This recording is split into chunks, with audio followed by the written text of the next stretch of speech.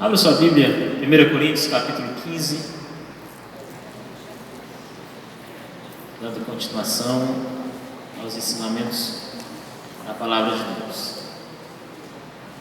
15 semanas, estamos aqui todas as quintas-feiras aprendendo sobre essa igreja, e nela nós podemos contemplar muitas dificuldades que Paulo encontrou com essa igreja, né?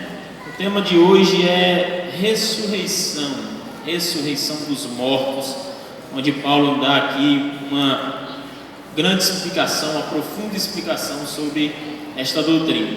1 Coríntios capítulo 15, quem achou diz amém? Quem não achou, nós temos aqui no telão. Diz assim a palavra de Deus: Ora, eu vos lembro, irmãos, o evangelho que já vos anunciei, o qual também recebestes e no qual perseverais, pelo qual também sois salvos, se é que o conservais tal como vos anunciei, se não é que crestes em vão. Porque primeiramente vos entreguei o que também recebi, que Cristo morreu por nossos pecados, segundo as Escrituras, que foi sepultado, que foi ressuscitado ao terceiro dia, segundo as Escrituras, que apareceu a Cefas e depois aos 12. Depois apareceu a mais de 500 irmãos de uma vez, dos quais vive ainda a maior parte, mas alguns já dormiram. Depois apareceu a Tiago, então a todos os apóstolos. E por derradeiro de todos apareceu também a mim, como um abortivo. Pois eu sou o menor dos apóstolos, que nem sou digno de ser chamado apóstolo, porque persegui a igreja de Deus. Mas, pela graça de Deus, sou o que sou, e a sua graça para comigo não foi vã. Antes, trabalhei muito mais do que todos eles. Todavia não eu, mas a graça de Deus que está comigo. Então, ou seja eu, ou seja eles, assim pregamos e assim crestes. Ora, se pregar que Cristo foi ressuscitado dentre os mortos, como dizem alguns entre vós que não há ressurreição de mortos, mas se não há ressurreição de mortos, também Cristo não foi ressuscitado. E se Cristo não foi ressuscitado, logo é vã a nossa pregação e também é vã a nossa fé. E assim somos também considerados como falsas testemunhas de Deus, que Ele ressuscitou a Cristo, a qual, porém, não ressuscitou, se, na verdade, os mortos não são ressuscitados. Porque se os mortos não são ressuscitados, também Cristo não foi ressuscitado. E se Cristo não foi ressuscitado, é vã a vossa fé e ainda estáis nos vossos pecados. Logo, também os que dormiram em Cristo estão perdidos. Se é só para esta vida que esperamos em Cristo, somos de todos os homens os mais dignos de lástima. Mas na realidade Cristo foi ressuscitado dentre os mortos, sendo Ele as primícias dos que dormem. Porque assim como por um homem veio a morte, também por um homem veio a ressurreição dos mortos. Pois como em Adão todos morrem, do mesmo modo em Cristo todos serão vivificados. Cada um, porém, na sua ordem.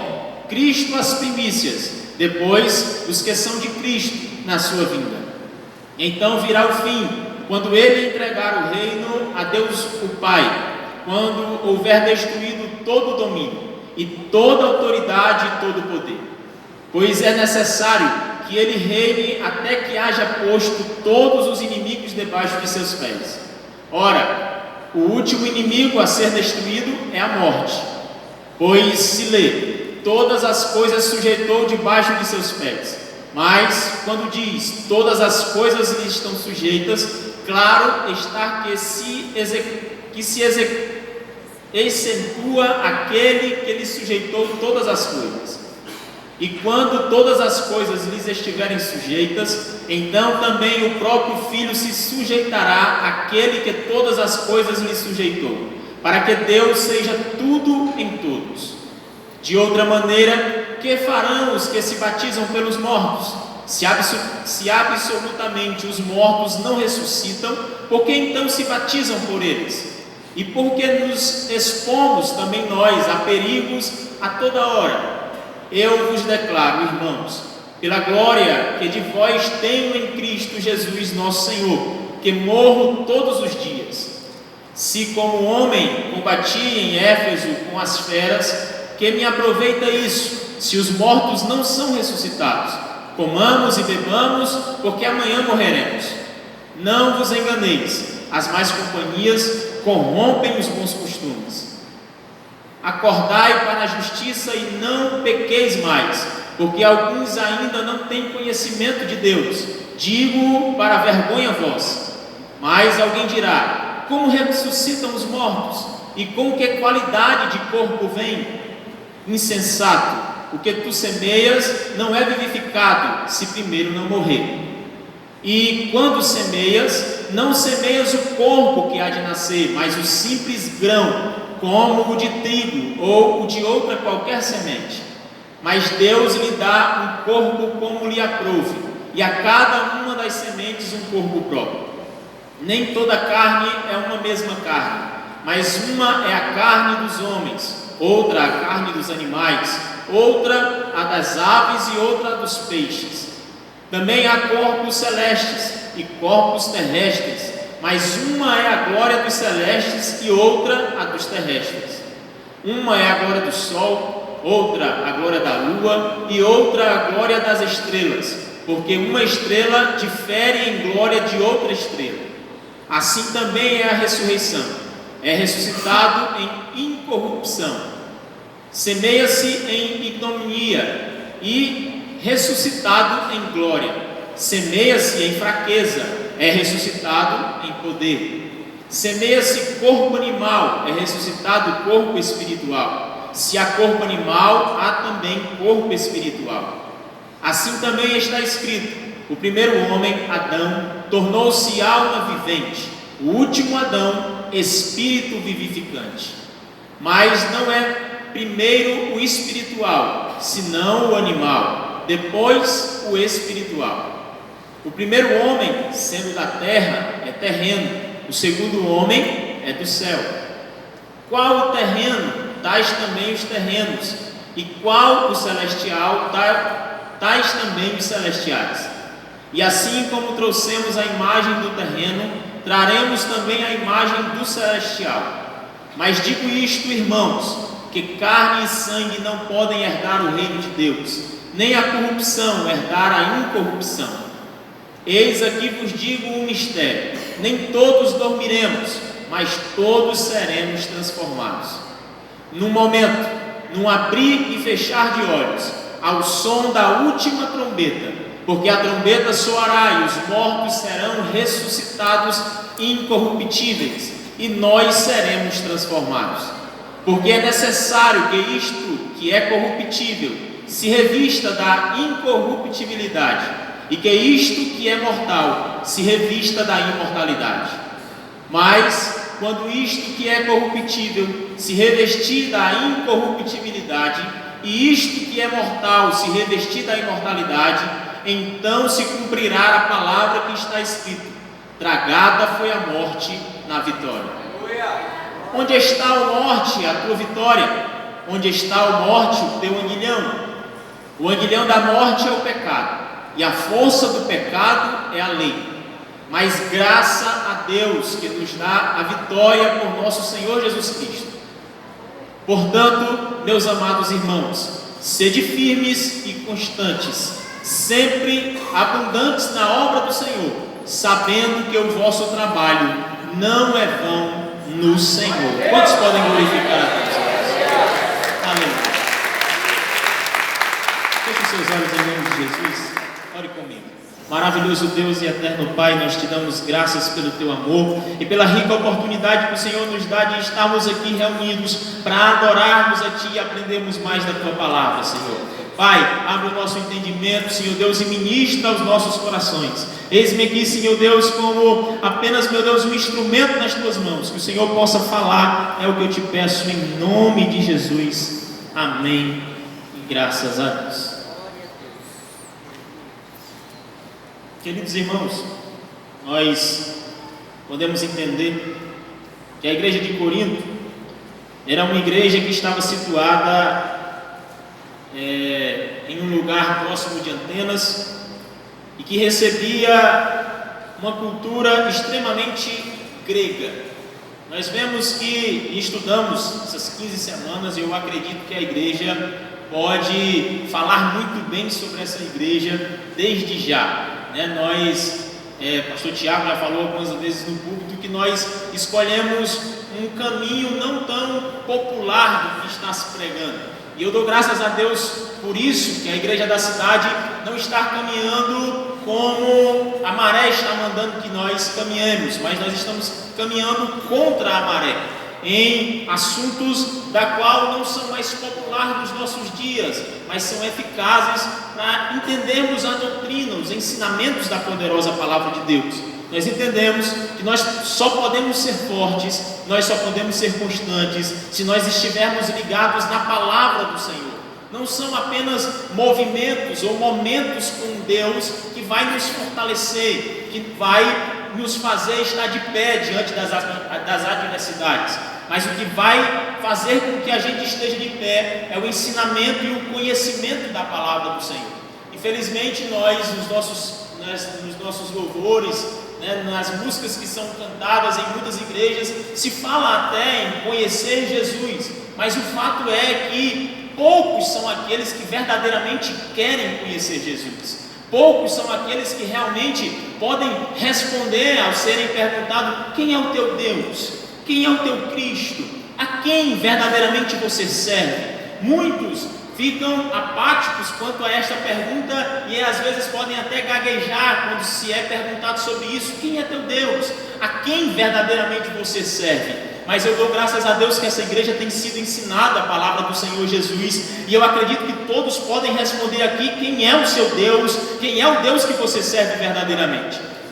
A igreja de Corinto era uma igreja confusa, era uma igreja que recebia muitas culturas da Grécia, como eu já falei. E esse texto, este capítulo, é um capítulo profundo, falando sobre a doutrina da ressurreição. Infelizmente, em meia hora eu não vou poder me aprofundar tanto como eu gostaria.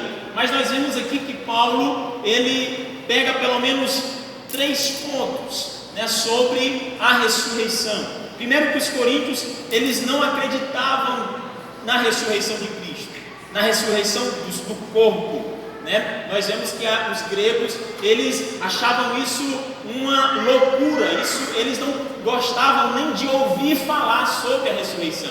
Lá no capítulo 17 de Atos, se eu não me engano, nós vemos Paulo começa a andar por Atenas e ele começa a falar sobre o Deus que ele serve. Ao se deparar com um altar com o nome ao Deus desconhecido, ele começa a dizer: olha, eu sirvo a esse Deus, ao Deus que vocês não conhecem, a um Deus que está acima de todos os deuses. Ele é Senhor, a Ele está o domínio, a Ele está também o dia do juízo final. Eles começam então a escutar Paulo, e diz a Bíblia que a multidão toda para ouvir os ensinamentos de Paulo. Mas quando Paulo começa a falar sobre ressurreição, os gregos dizem: olha só, sobre este assunto nós não vamos te ouvir hoje, mas em uma outra oportunidade.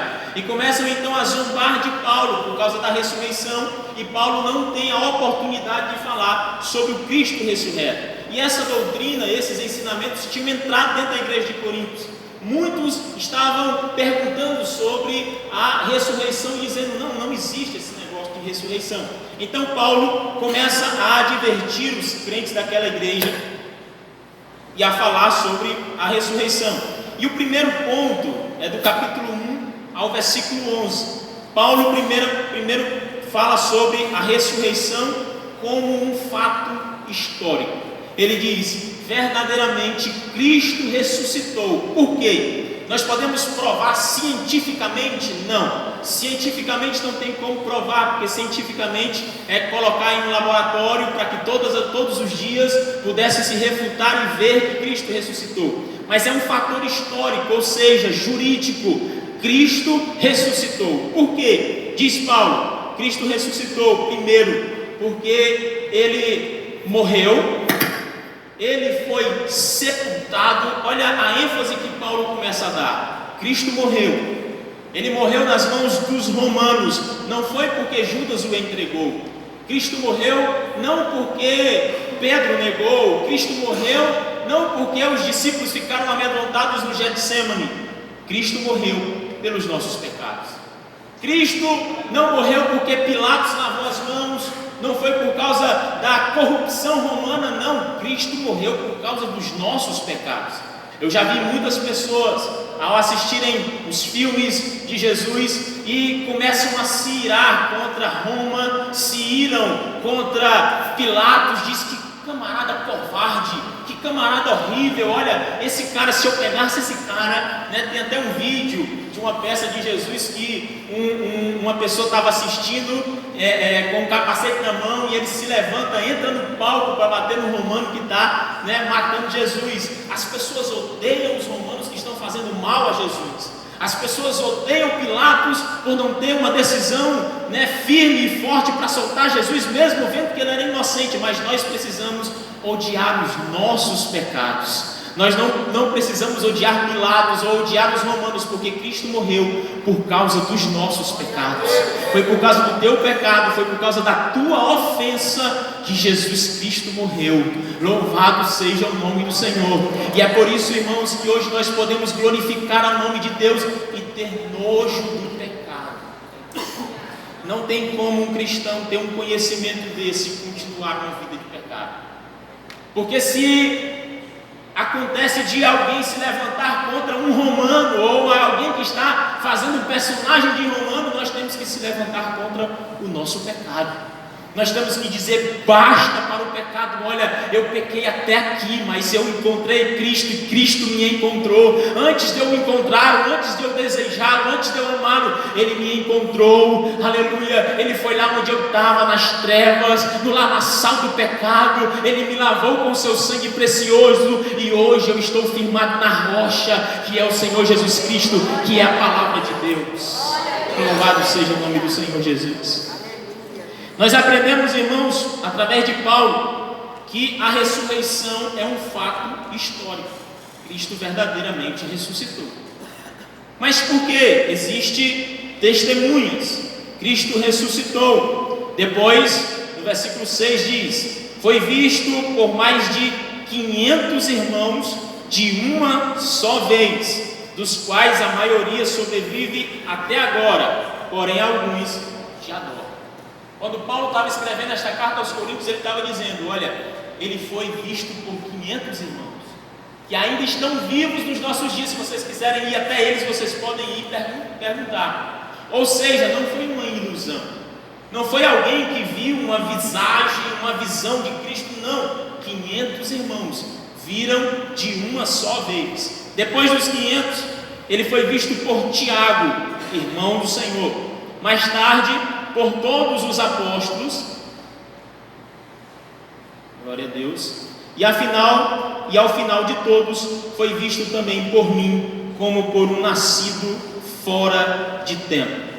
Cristo morreu e ressuscitou, e nós sabemos que teve testemunhas oculares. Nós vemos que Tiago viu, e depois Paulo, no capítulo 9 de Atos, nós vemos que Cristo se revelou também a Paulo. Então é um fato histórico a ressurreição. Segundo ponto, do versículo 12 ao versículo 19. Cristo ressuscitou, isto é um fato histórico. Cristo ressuscitou, isto é um artigo de fé. Versículo 12 ao versículo 19. Temos uma causa para viver. Jesus é a causa. Se estivermos pensando só nas coisas deste mundo, em ficar ricos e ter um bom status social, nós somos considerados miseráveis. A ressurreição é um artigo ou um produto de fé. Cristo ressuscitou. Aleluia. E porque Cristo ressuscitou, eu tenho motivo para viver. Porque Cristo ressuscitou, eu tenho uma causa a se viver. Eu tenho um objetivo. Sem Cristo, sem a ressurreição, não teríamos motivo algum. Muitos, ao se declarar para a sua parceira ou para o seu parceiro, dizem: olha, você é o motivo da minha vida.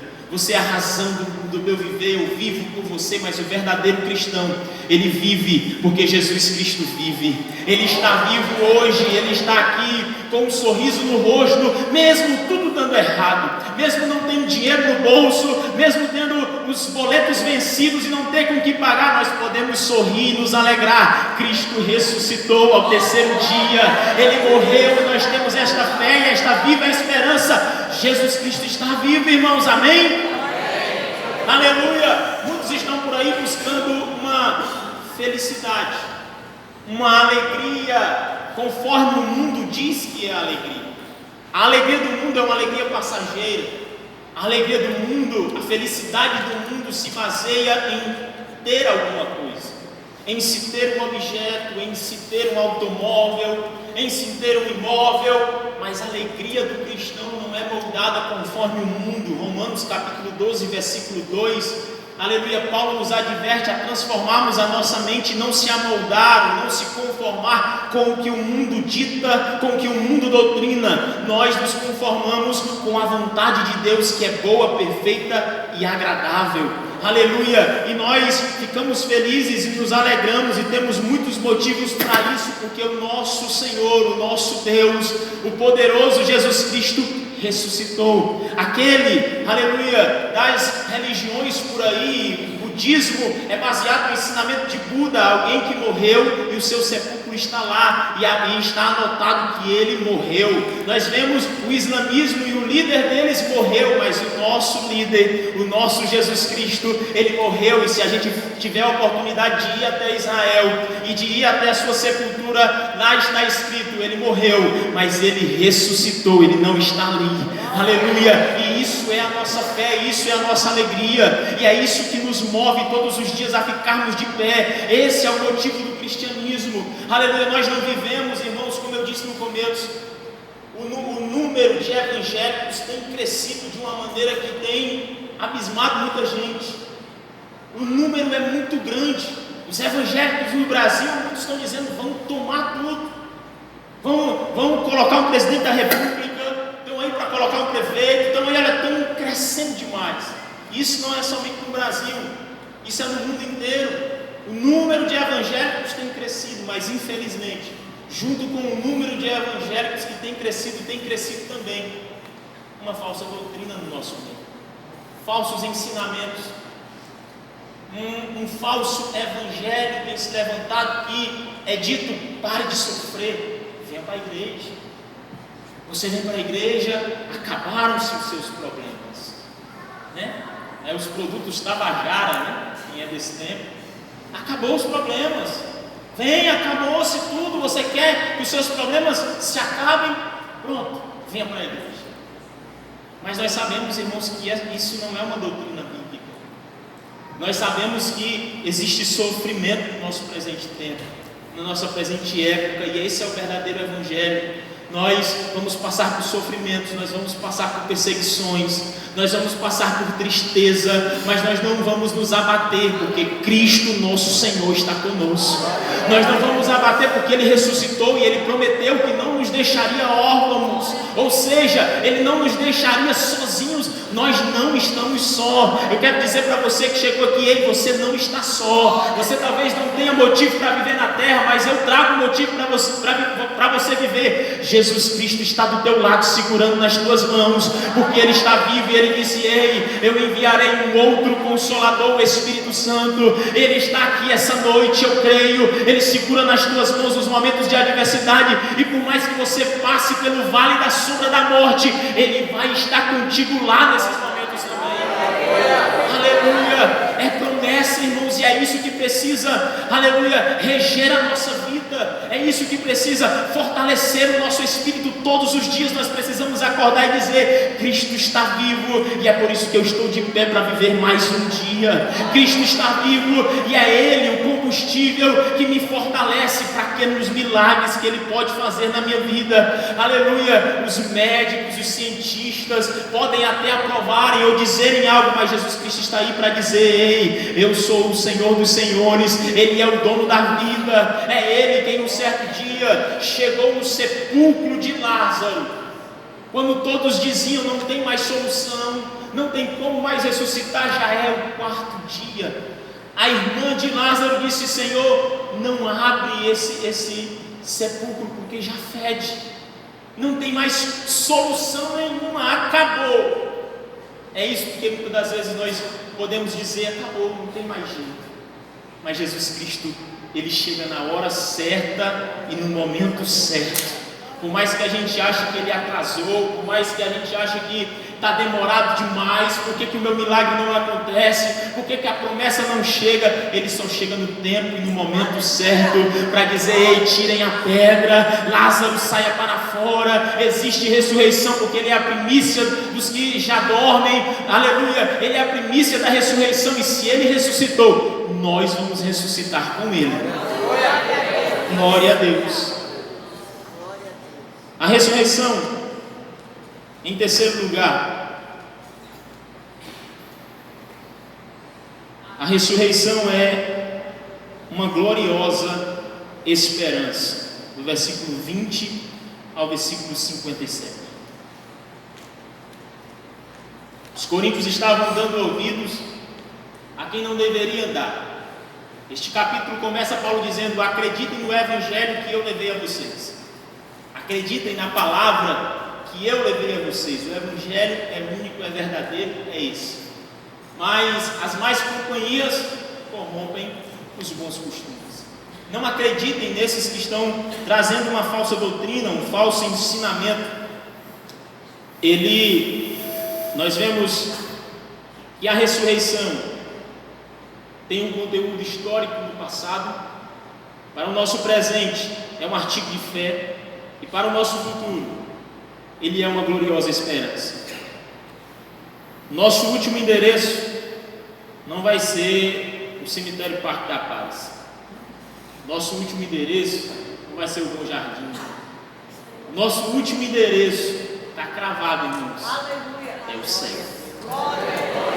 Ele ressuscitou e nós também seremos ressuscitados.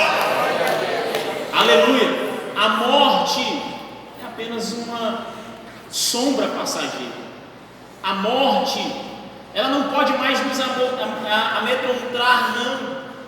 Nós não precisamos mais ter medo da morte, porque Cristo já venceu a morte. Chegaram em seu sepulcro e disseram: a pedra está removida, Jesus não está lá. Os discípulos chegaram, os anjos perguntaram: o que vocês estão procurando entre os mortos? Aquele que vive, ele já está vivo. Ele já venceu a morte. A morte é apenas uma escuridão passageira. Eu lembro das palavras da minha avó. Sempre alegrava meu coração quando ela perdeu o esposo. E muitos viam o seu momento de luto, a sua tristeza que passou por muito tempo. E ela disse: olha, eu tenho uma esperança viva no meu coração, que os mortos ressuscitarão, nós os vivos seremos transformados. A carne e o sangue não podem herdar os céus, mas nós seremos transformados para estarmos na glória juntos e unidos mais uma vez. Aleluia! Nós não podemos desanimar, queridos irmãos. Paulo termina este capítulo dizendo: ei, nos últimos versículos, nós vamos ressuscitar junto com eles. E nós fazemos um paralelo em 1 Tessalonicenses capítulo 4, versículo 13, eu vou pedir para botar aqui para a gente ler.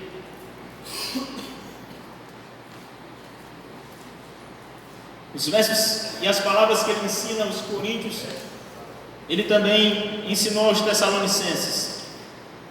1 Tessalonicenses capítulo 4, versículo 13.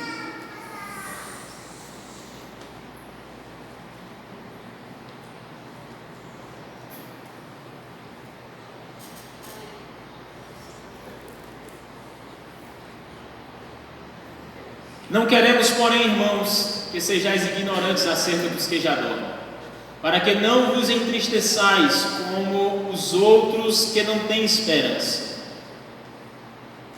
Pode passar até o versículo 18. Porque se cremos que Jesus morreu e ressuscitou, assim também aos que dormem, Deus, mediante Jesus, os tornará a trazer juntamente com Ele. Dizemos-vos pois, isto pela palavra do Senhor, que nós, os que ficarmos vivos para a vinda do Senhor, de modo algum precederemos os que já dormem. Porque o Senhor mesmo descerá do céu com um grande brado, a voz do arcanjo, ao som da trombeta de Deus, e os que morreram em Cristo ressuscitarão primeiro. Depois nós, os que ficarmos vivos, seremos arrebatados juntamente com eles, nas nuvens, ao encontro do Senhor nos ares, e assim estaremos para sempre com o Senhor. Portanto, consolai-vos uns aos outros com esta palavra. Nós vivemos um momento humanista, doutrinas que colocam o homem no centro, e nós, não como os coríntios que refutavam a ressurreição, mas de uma certa maneira nós também estamos ignorando a ressurreição. De uma certa maneira nós também estamos colocando de lado e aprender sobre morte e ressurreição. Por que, se eu posso ter uma vida feliz aqui na terra hoje? Falar sobre morte e ressurreição, porque se eu posso ser próximo, eu creio, irmãos, Deus tem bênção para você nesta vida, mas as bênçãos que Deus tem para você nesta vida não podem se comparar àquelas que Ele tem preparado para você na glória. A nossa maior esperança, a nossa maior expectativa não é na terra, a nossa maior expectativa não é, aleluia, bens materiais, por mais que a gente possa usufruir disso.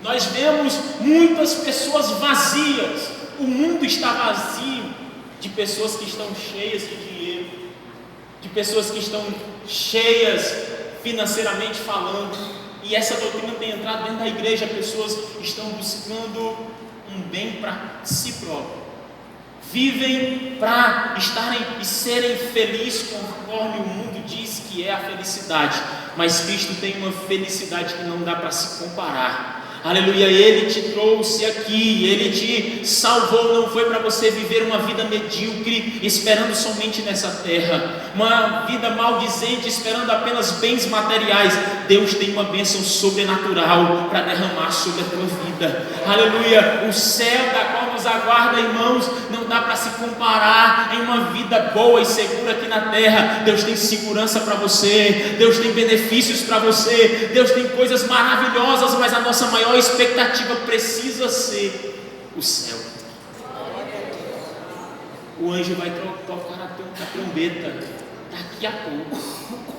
Jesus vai voltar à igreja. Eu pergunto a você em particular: você está preparado? Está pronto para a volta de Cristo? Ou você bate o pé e diz: não, Jesus, agora não, deixa eu ficar bem financeiramente, deixa eu me casar primeiro, deixa eu ter filho primeiro, deixa eu realizar os meus sonhos. Não, Jesus não pode voltar porque tem promessa de eu realizar os meus sonhos lá na frente. Ei, aleluia, a promessa do céu é maior do que a promessa terrena que Ele tem para a sua vida. Aleluia, eu tenho muitas promessas, eu tenho objetivos grandes ainda nessa terra, mas oxalá que Cristo voltasse hoje, depois no final deste culto, eu não me importava